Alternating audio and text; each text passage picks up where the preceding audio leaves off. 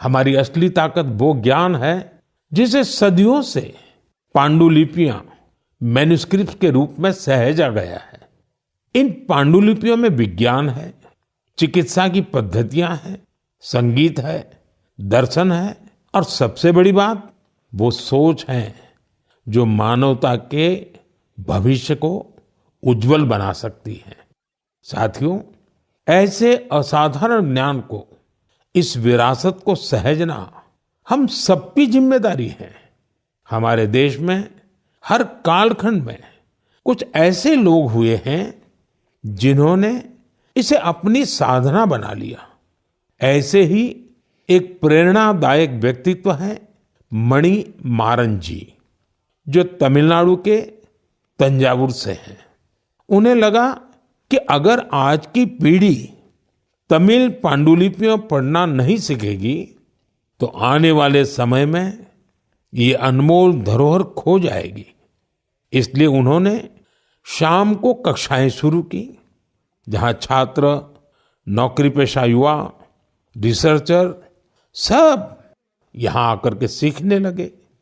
मणि मारन जी ने लोगों को सिखाया कि तमिल सुवड़ियल यानी पाम लीफ मैन्युस्क्रिप्ट को पढ़ने और समझने की विधि क्या होती है।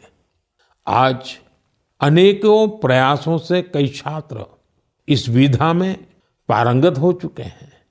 कुछ स्टूडेंट्स ने तो इन पांडुलिपियों के आधार पर ट्रेडिशनल मेडिसिन सिस्टम पर रिसर्च भी शुरू कर दी है। साथियों, सोचिए, अगर ऐसा प्रयास देश भर में हो तो हमारा पुरातन ज्ञान केवल दीवारों में बंद नहीं रहेगा, वो नई पीढ़ी की चेतना का हिस्सा बन जाएगा। इसी सोच से प्रेरित होकर भारत सरकार ने इस वर्ष के बजट में एक ऐतिहासिक पहल की घोषणा की है, ज्ञान भारतम मिशन। इस मिशन के तहत प्राचीन पांडुलिपियों को डिजिटाइज किया जाएगा। फिर एक नेशनल डिजिटल रिपोजिटरी बनाई जाएगी, जहां दुनिया भर के विद्यार्थी, शोधकर्ता भारत की ज्ञान परंपरा से जुड़ सकेंगे।